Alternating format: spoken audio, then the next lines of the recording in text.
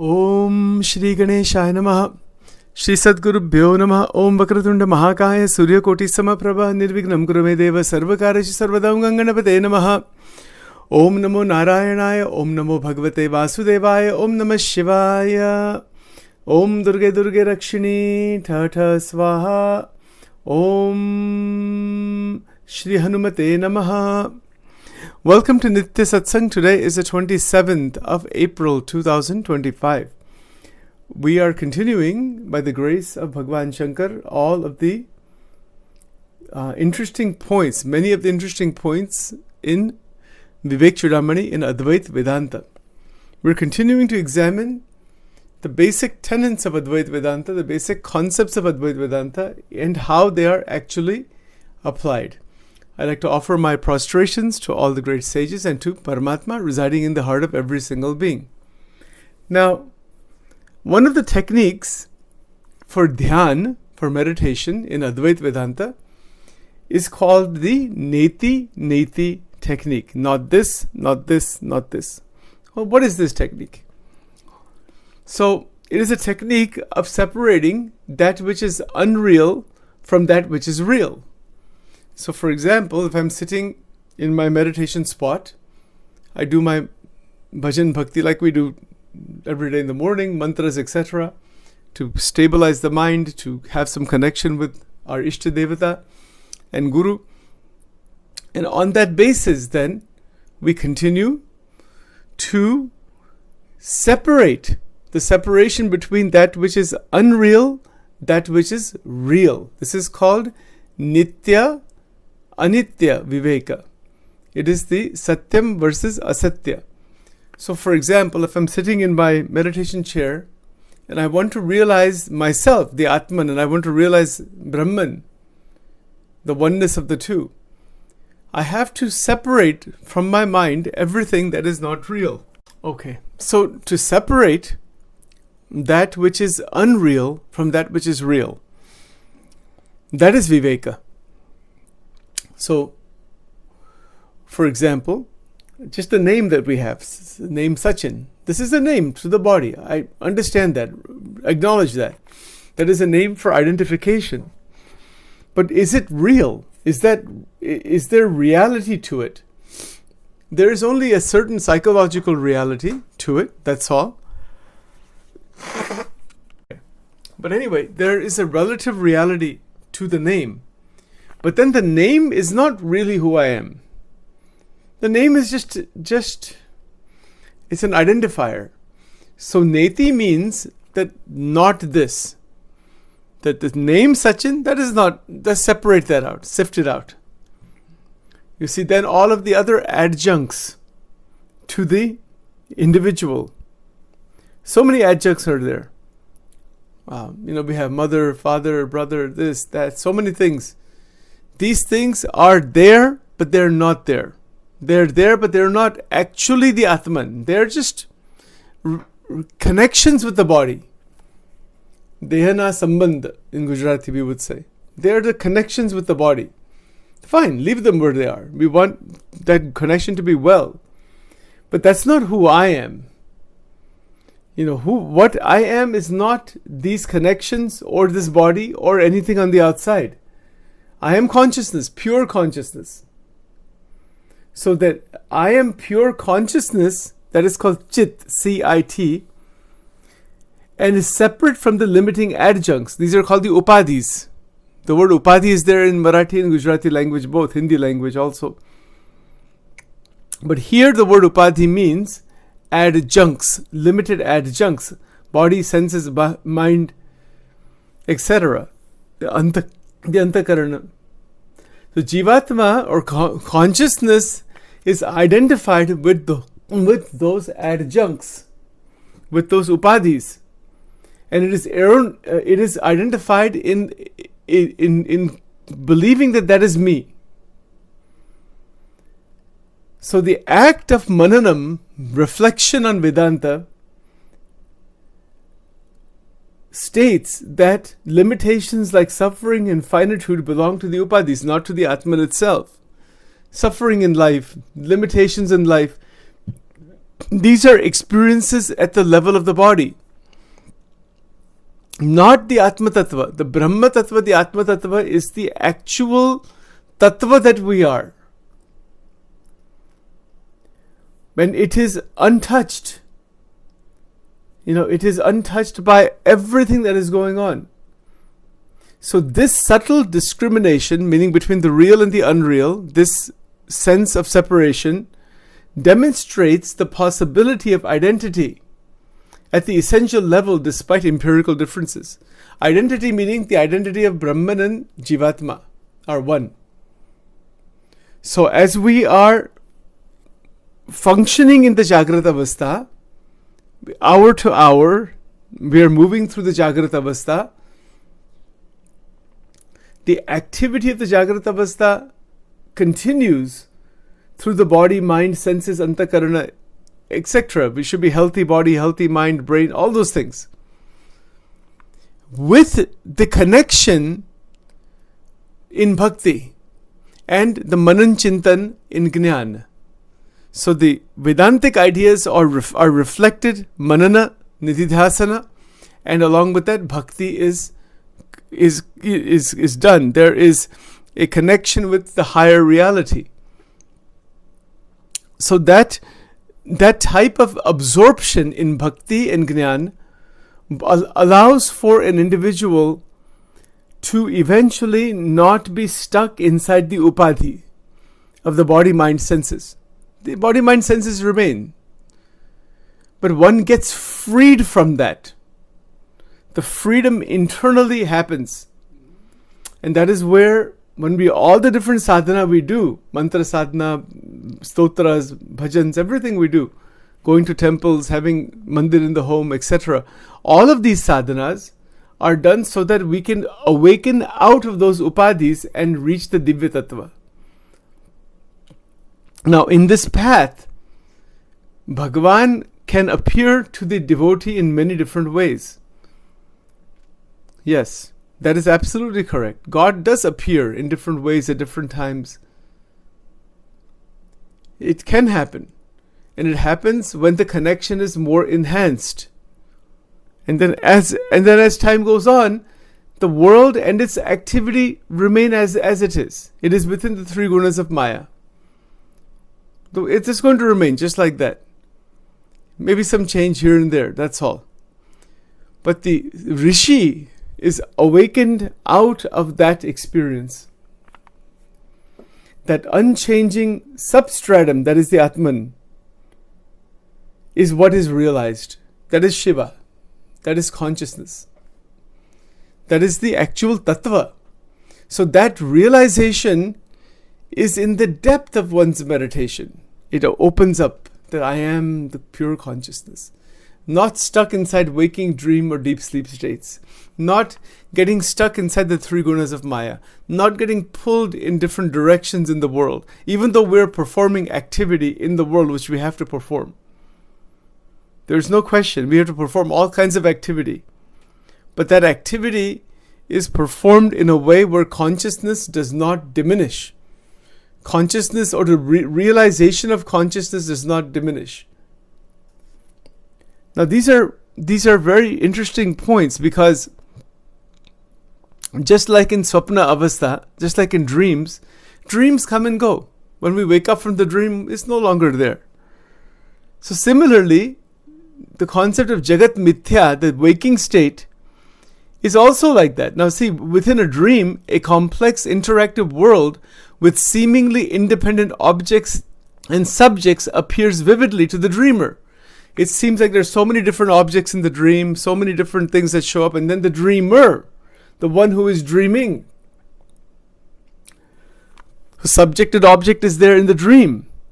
Yet upon waking, the entire dream reality is understood to have been a mental projection. We understand that our mind has created that thing.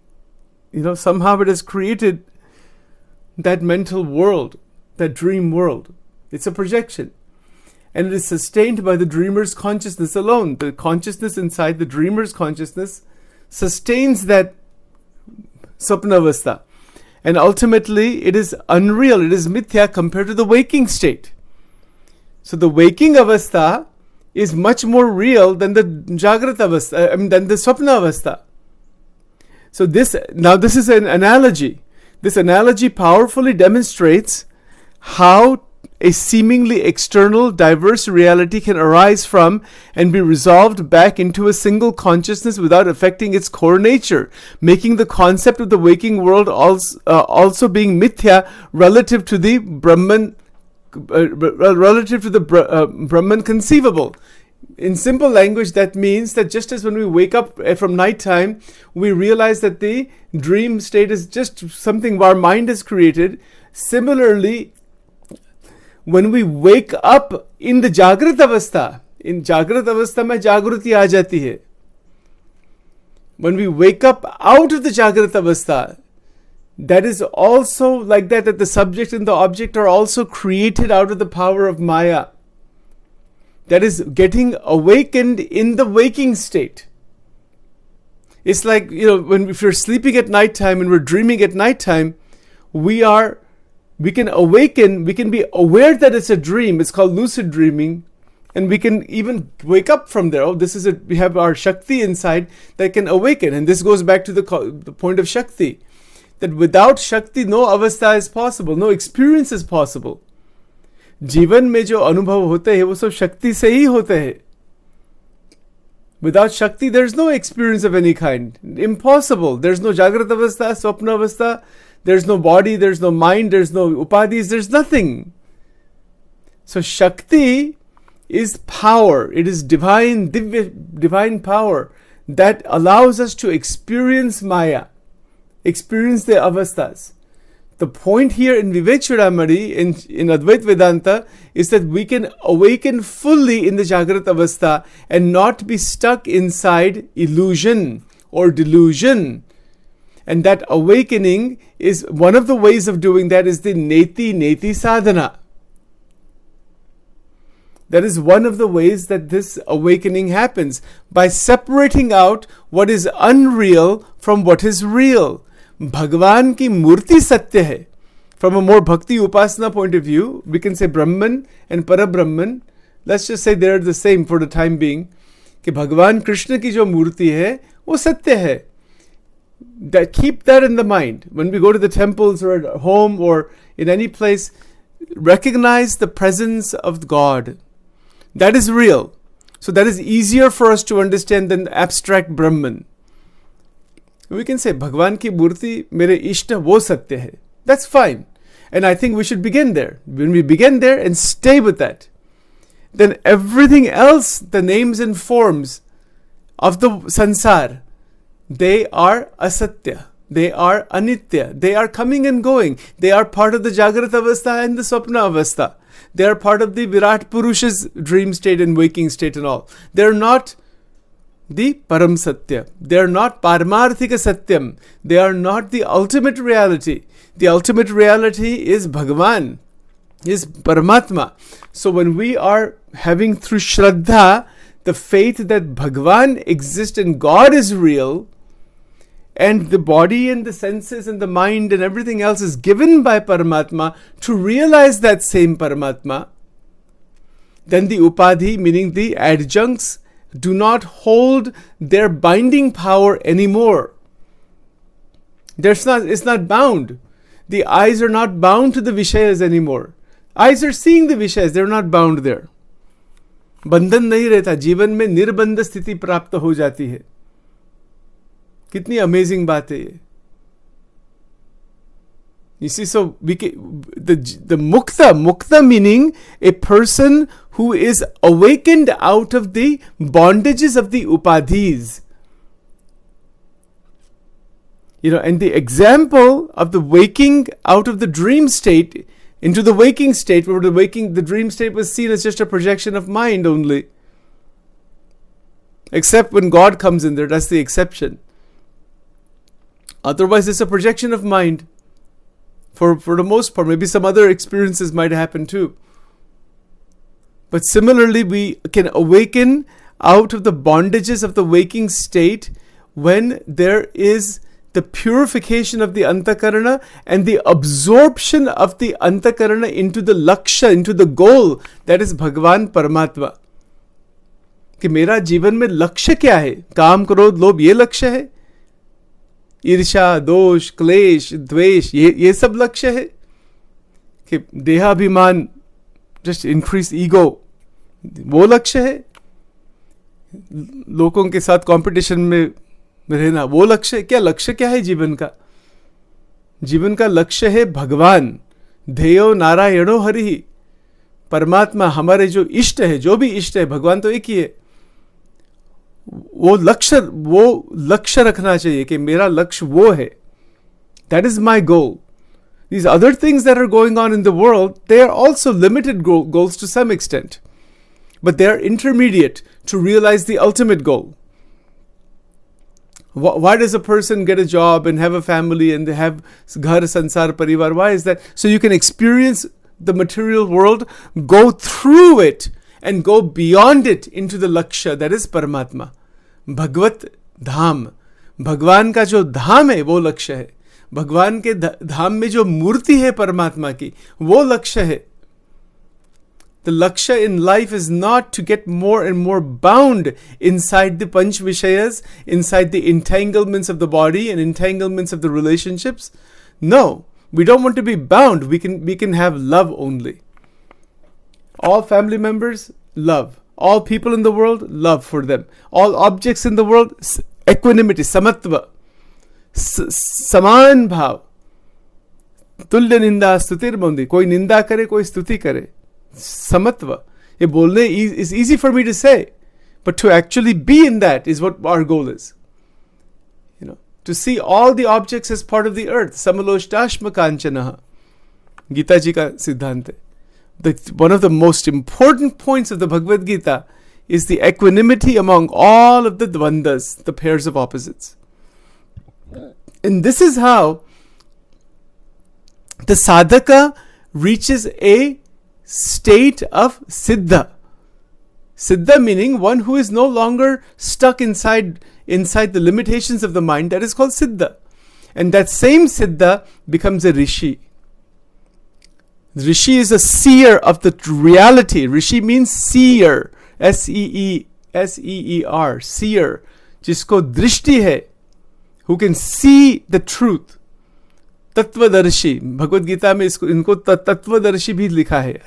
Using that language. One who can see through the veil of Maya into the actual tattva itself. Recognizing the powers of Maya, recognizing the Sattva Gun, Rajagun, Tamogun, recognizing the entire sansar and its creation. Yes, it is there. It's not rejecting it. Nonetheless, there is a profound awakening through the yogic process of bhakti, of jnana, of vairagya, of dhyan, of mantra, to awaken in the awakening state. Well, in the Jagrat Avastha, to awaken out of the Jagrat Avastha. And when we are awakened in the Jagrat Avastha, that is called living liberation. That is called Jivan Mukti. इसको जीवन मुक्त कहते हैं. और इसके लिए संत के गुण होने चाहिए, साधुता. In the Swaminarayan scripture known as Bhakta Chintamani, उसमें सदगुरु निष्कुलानंद स्वामी जी कहते हैं, कामदुधा कल्पतरु पारस चिंतामणि चार संत समान एके नहीं में मन कार्यो विचार. It's very beautiful lines in Gujarati, rhymed in the Bhakta Chintamani. It simply means that there is nothing greater than the saintly state, sadhuta. इससे बड़ी कोई बात ही नहीं. There's भगवान और नंबर 2 पोजीशन में है भगवान के बड़े संत. नंबर 2 पोजीशन संत की है. साधु जे भी कोई मोटी पदवी न थी. And to reach that saintliness, to be aware, where are my deficiencies? How have the great sages lived? What are the saintly qualities? मेरे में क्या deficiency है? उसको निकाल देना, separate it out. That is the neti sadhana. Separate those things out that are binding the individual. And again, to keep attention 100% on oneself. find good things from others. दूसरों के गुण लेने. See one's own deficiency. That is Vivek. And from that, we can progress beautifully. This is how the Viveka happens. This is how the Atma and the Anatma are separated out. And this is how the awakening happens. To be awakened, the Buddhi, mind, everything reaches its full capacity with the saintly qualities, with conservation of energy, with no longer damage of energy. हमारी जो आंतरिक शक्ति है, इसको damage नहीं करना. काम, क्रोध, लोभ, मोह, मत्सर, आशा, तृष्णा, ईर्ष्या, अहंकार, राग, द्वेष, all these standard list of faults. What do? They are rakshasas. They damage the energy inside the body, inside the brain. That's why people are sick. That's why so many people are ill. That's why there's so much trouble in the world. So many wars and so many problems because of these rakshasas. Rakshas is not like how you see in the TV shows. Rakshas is एक वृत्ति है. मनुष्य में एक राक्षसी वृत्ति है और एक दैवी वृत्ति भी है. तो हमारे मन में भगवान की दया से, संतों की कृपा से दैवी वृत्ति जागृत हो जाए. And we can do the best we can for our families. Charity begins at home. Enlightenment begins at home. Sometimes people are very active in religious organizations and home life is a mess.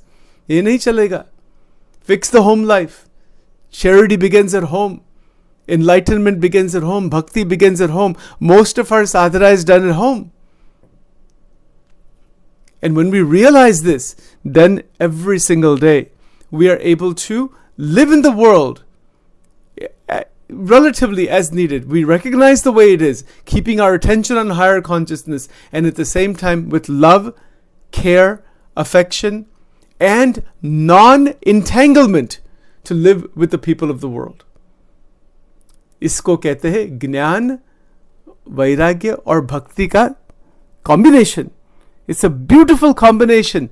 Live with everybody in the world with love and forgiveness, with Jnana Drishti, without entanglement.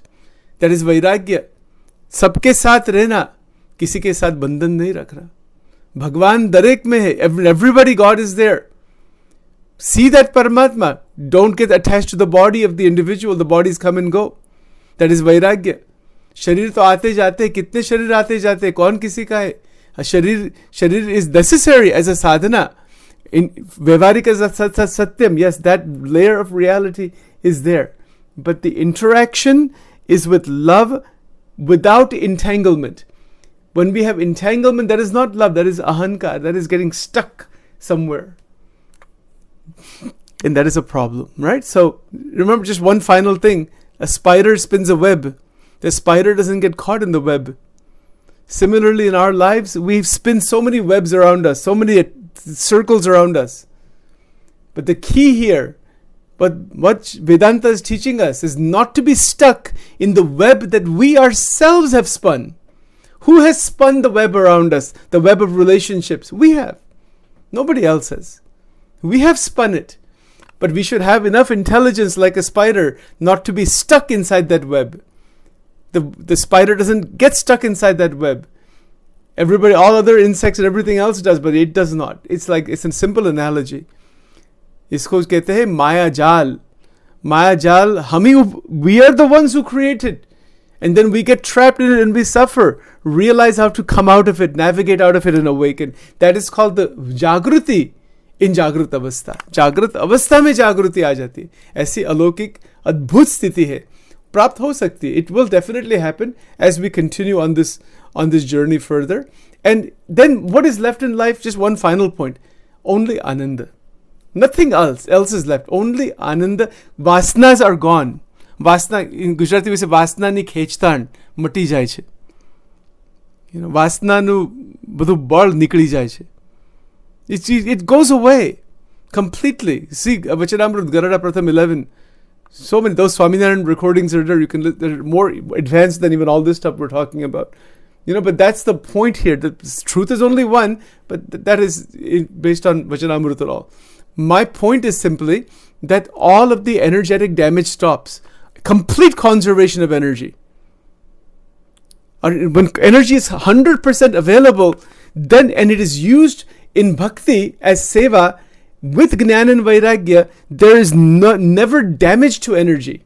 And we'll talk about this more tomorrow. Let's stop here for now. Om Vakratunda Mahakaya Surya Koti Samaprabha Nirvignam Kurame Deva Sarvakarishu Sarvada Om Ganganapate Nama Divilingaya Nama Urdhvalingaya Nama Anandalingaya Nama Dvadash Jyotirlingaya Namo Namaha Om Chandraya Namah Suryaya Namah Nakshatra Vigramate Namah Om Kalakandakataya Namah Navachakrangaya Namo Namaha Namah Shivaya Namah Shivaya Namah Shivaya Om Aim Rim Klim Chamundaye Viche Om Glom Hum Klim Jumsah Jwalaya Jwalaya Jwala Jwala Prajwala Prajwala Aim Rim Klim Chamundaye Viche Jwala Hamsam Lam Ksham Phat Swaha Om Durga Durga Rakshini Tha Swaha Om Shri Durga Arpanamastu Om Hrim Swaha Om Shri Radha Krishna Arpanamastu.